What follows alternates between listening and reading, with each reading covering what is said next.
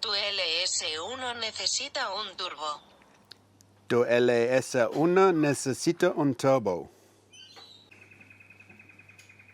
Tu LS1 necesita un turbo. Tu LS1 necesita un turbo. What's up, bro? Tu LS1 necesita un turbo. Just brushing up on my Spanish so I can tell Cam about needing a turbo on his Nova. No, he speaks English, right? Well, yeah, but I'm just broadening my horizons, bro. Righto. Think I'm gonna do this Bedford? Yeah. Tu LS1 necesita un turbo. Tu LS1 necesita un turbo. Sorted.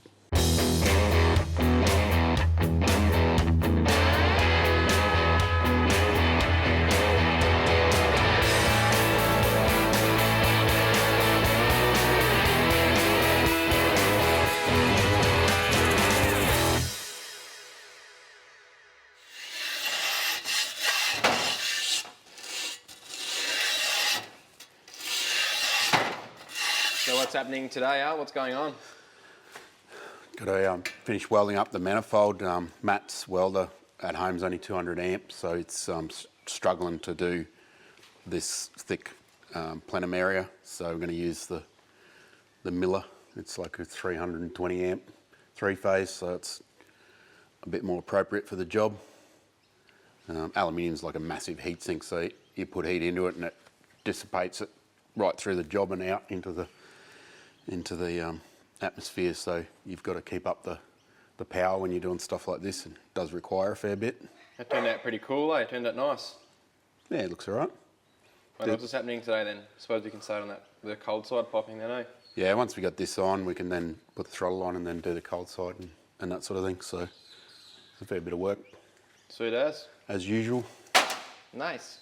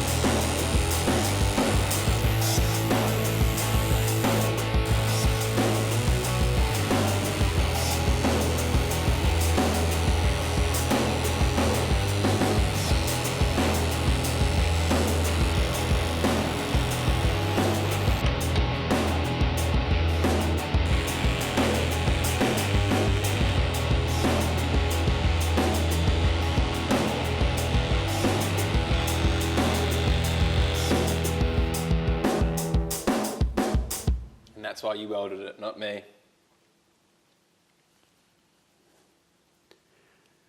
We should have got the internet to weld it, actually. But anyway, is what it is. So thanks to Matt for doing all the hard work, of course. We've got a port here where the original Ford map sensor bolts to, so that's obviously just standard gear. The ECU uses that. We've also got options for some ports here we can drill on either end that Matt's given us. So we'll probably just have brake booster, pressure regulator and blow-off valve vacuum port for it. So we won't be using all of these, but we'll chuck it in the car and figure out which. We'll have two in there in this end for, I'd imagine, and maybe one in this end for the blow-off valve. So just so you've got a short hose run. But we'll have a look when we get it up in there. You can see it's bolted to a C channel. Warp like crazy if you don't do that. So you have to. Whatever you're welding, you have to bolt it down. It still warps even if you bolt it down. So it's can be a pain in the butt. But also welding to this filthy old aluminium that's been covered in shit for 10 years, 15 years. can be difficult. Weld's okay. It's just this has all been internally welded before the plenum cap went on and then routed out. You can't actually see in there to see it, but it's sort of got like a routed radius internally on this end plate, so it's got a good airflow. So the outside welding is more just for a strength thing. It's hard for a person of my alloy skills to actually weld this nicely. I've seen, you know, a lot of guys can do it well, like Hypertune and that sort of thing, but those guys are pros. I don't know whether they use different gas mixes like helium or something like that, but anyway, it'll do the job. I used to make a lot of manifolds back in the day, but I couldn't really be bothered anymore. You can buy stuff off the shelf that is so good and so good value for money. Same with exhaust manifolds, unless you have to make your own manifold, and like in the case of this where it just doesn't fit, just go and buy one. They're better. They're done by guys that do it all day long. They're pros, they've tested them. They don't split welds and stuff because they know they've got everything down pat. So yeah, go see someone like Hypertune if you want to get something nice done. They've got it nailed. So anyway, we'll let it cool off and then we'll take this channel off and throw it up in the car and swear at it when it doesn't fit. Here's our rail, just putting the fittings in it so we can fit it up to the manifold. It takes, you can either run straight through, in and out. There's a couple of options at one end for presumably to avoid firewalls or something. So it's got a frontal port as well as an end port. We should be fine to use just the ends because we don't have firewalls to worry about at this stage. So we're going to go dual in and single out in the middle, just because we can, and it's not going to be an issue. You can not do that if you don't want to. It comes with caps and stuff, so you can cap off the bits you don't use. So I've just got a bit of silicone grease on the O-rings so they don't get upset when you wind them in dry. Rodriguez let me know that was a good idea. Lubrication is key. Don't go in dry, he reckons. Your mate Larry Loctite. Yeah, if these fall out, the Bedford burns to the ground, so Loctite seems like a good idea.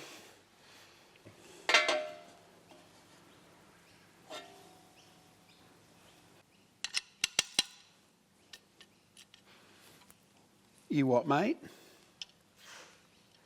Kit, dude. Fuel rail kit.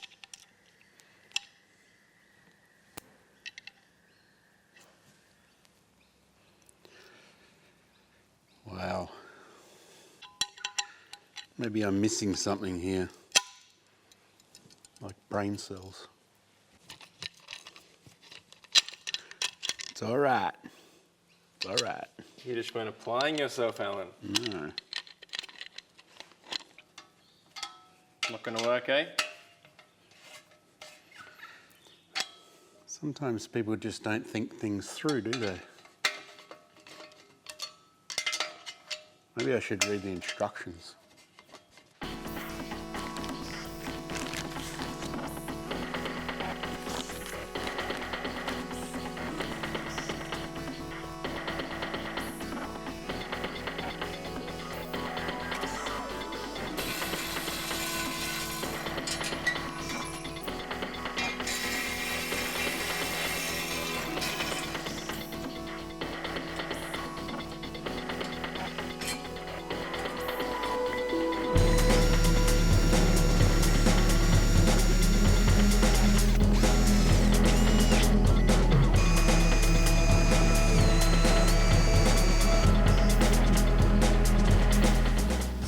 Lubrication is key.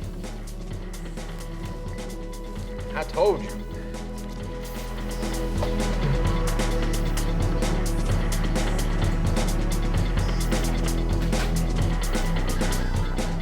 Vacuum ports are drilled and tapped, and the manifold is then cleaned of any schmutz using compressed air.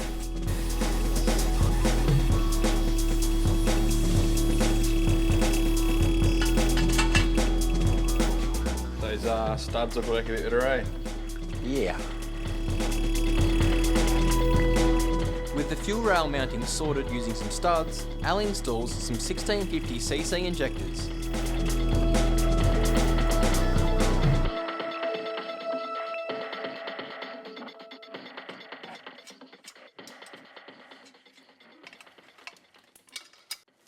Fuel rail and injectors are all in. We had to swap these adapters to make the height of the injector correct, because they'd be for FG, I'd say, which is 3/4 length, and these are full.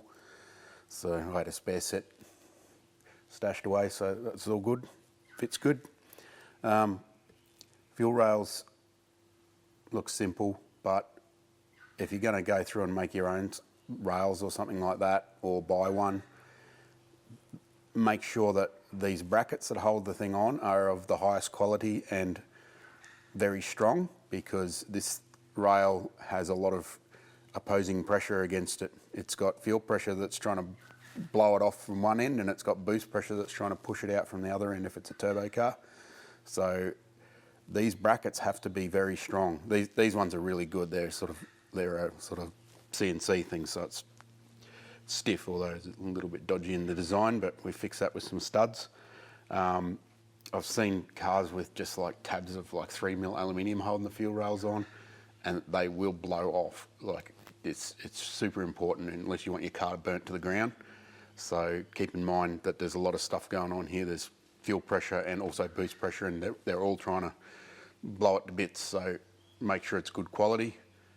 If it's not, chuck it in the bin. Get one that is. How come you've got so many spare injectors, Al? Well, these are denso injectors, which you can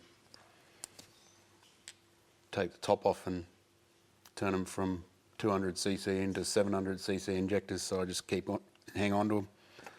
And these are out of a Toyota V12, so there's plenty of them. Like a 1GZ? Yeah, I've obviously used a couple of sets of them already.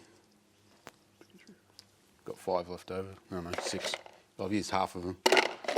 You've dealt with a few 1GZs in your time, haven't you? Yep. They sound cool, but their rods aren't very strong. Only when they're boosted. Yeah, well, how else would you have it? I don't know, like independent throttle body. Yeah, that sounds right. Old car. These are EZ30 injectors from Subaru. Same thing, denso, knock the top off. Turns it into a 700cc.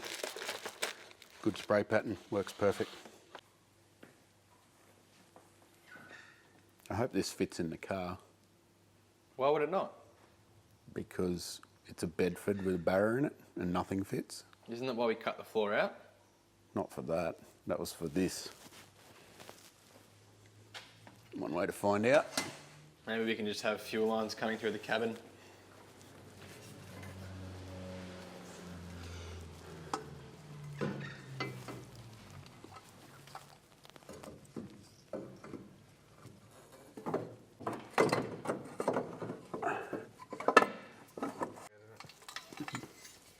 That works, eh? Now we know what this is for. It's to dodge the thermostat housing.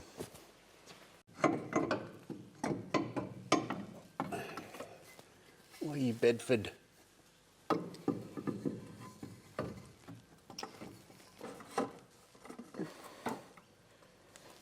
Oh, we're on, bro. We're on. Yep, you have to go up there and hold the gasket and start the bolts. Righto.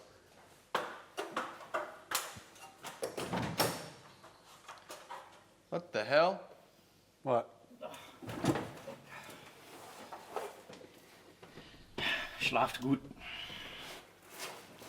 Well, Az can do it then. You Az is sleeping up in here. there? Az having a nap. Take You these hold the bolts, gasket dude. as. Bolt that in that man. Schnell, schnell! Thanks, dude. Do we need to cut more out of the floor? Looks like it.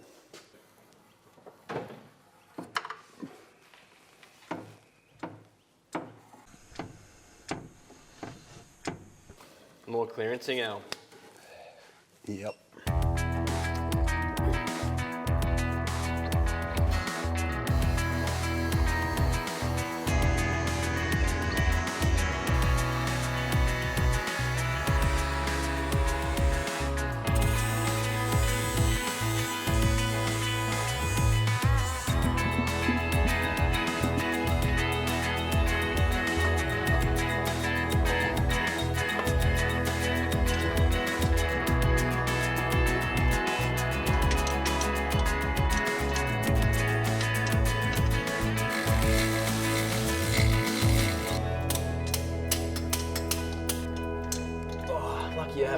Weet-Bix this morning and to get past this Loctite. Is Weet-Bix a thing all around the world? Just an Australian thing. Wheaties, maybe? No, Wheaties isn't the same as Weet-Bix. Wheaties are those little puffed up wheat things. Oh, like rice bubbles. No, because they're rice bubbles. Oh. Wheat and rice are not the same thing, No, Rodriguez. not. But that's what I mean.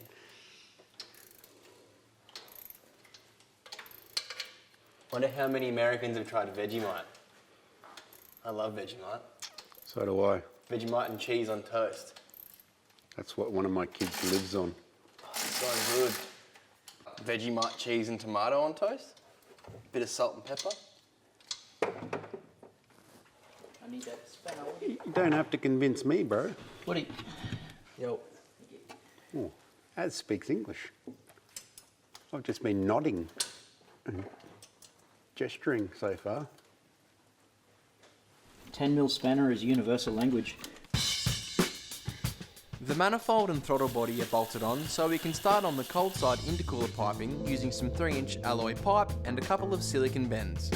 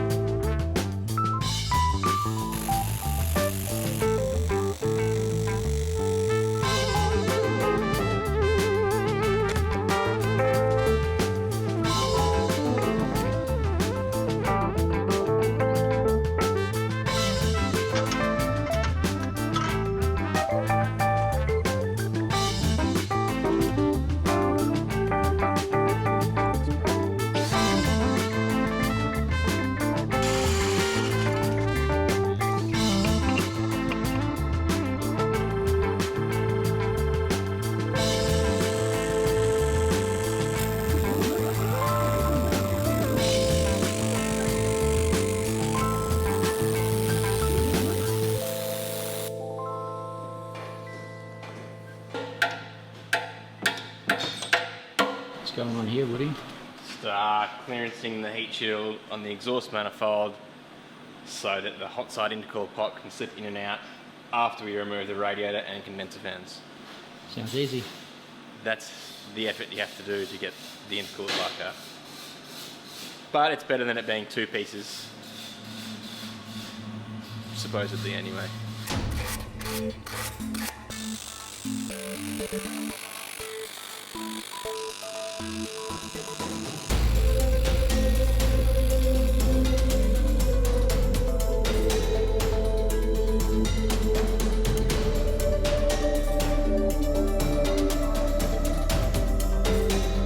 While Al is welding up the intercooler pipes, I remove the intercooler to give it a clean. Using some detergent and water, the intercooler is flushed of all alloy debris. It is then drained and then dried with compressed air.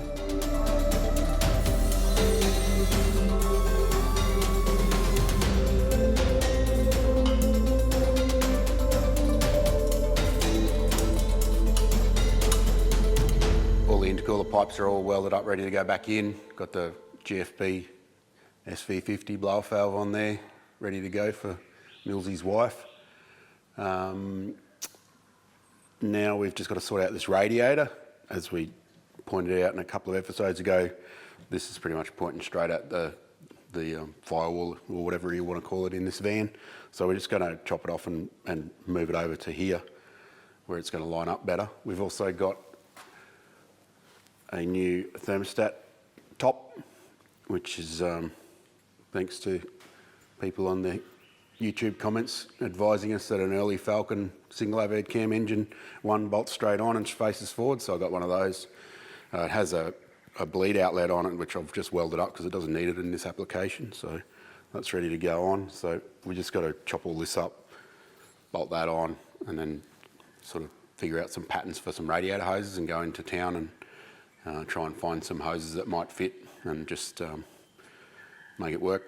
So we'll chop this up, get it ready to move it. We won't put it back on yet until we got the hose, so we can sort of give us a bit of scope of where we can put it, and then we'll get some hoses and be ready to weld it back on again.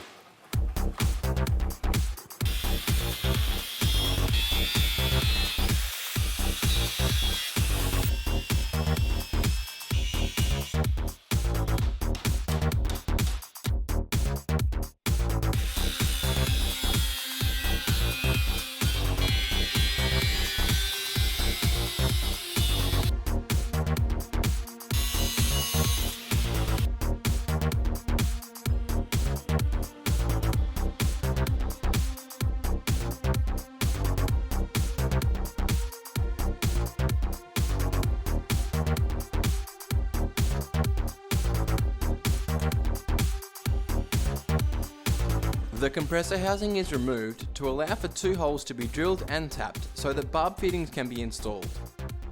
These will supply pressure for the Go Fast Bits EX50 wastegate and the Haltech Mac valve that will control the boost via the ECU.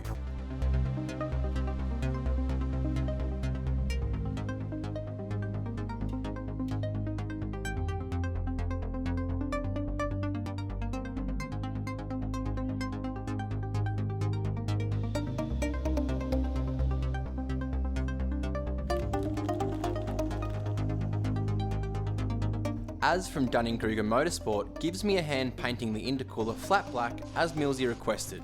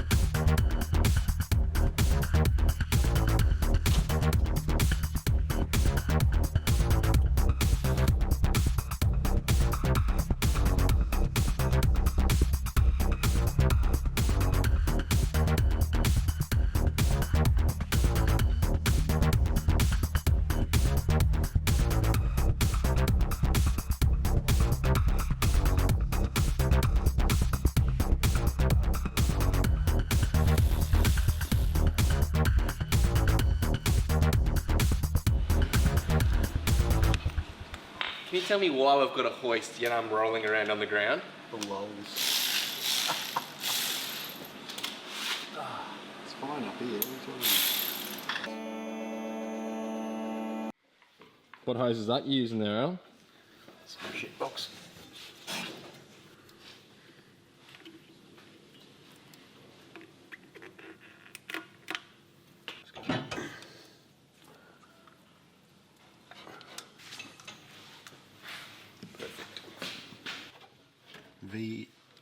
VZLS1.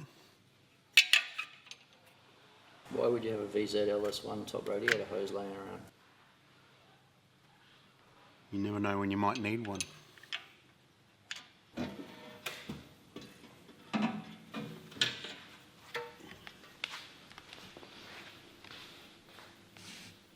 You ever ridden a Barra before?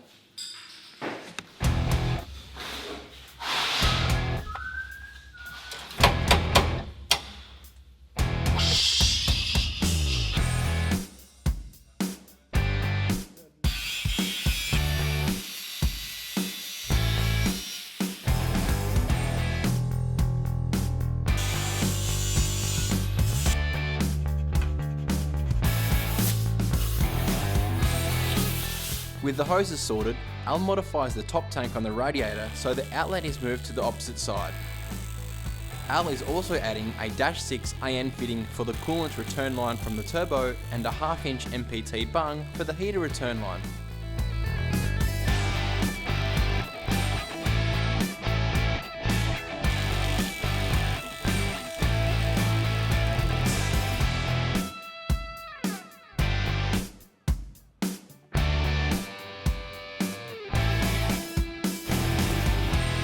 Made some more good progress this weekend. Got all the intercooler pipes done and welded up, inlet manifold on, which is a bit of a relief because it's been a while. Radiator and everything back out again and all that sorted. Bit of coat of paint on the intercooler to make it stealth. And modified the radiator. We've got a bunch of fittings and stuff welded on here now. That's the return for the turbo cooling, and this is the return back to the radiator from the heater. Everything's all backwards now because obviously the heater's normally at the back of the engine on a normal car, so all the lines that were on it were no use to us. So we've deleted all those and we'll just make our own. We went down to the part shop and just ratted through the hoses and found some hoses that looked like they might fit, and then chopped them up and made it work. So the bottom one's just off like an N13 Pulsar, and the top one is a VZ Commodore LS1. So common stuff, easy to replace. So it's all coming together pretty well. We're going to move on to plumbing. So we're going to get the Speedflow catalogue out and just get 10 of everything, because that's normally what you do, and send a bill to Millsy and get plumbing. We've got a fair bit to do. Got oil and water for the turbo, fuel system, oiled drain, like scavenge pump setup, and we've got to plumb up the fuel, like the rail and everything. So we'll get onto that. That'll be next episode. Thanks for watching.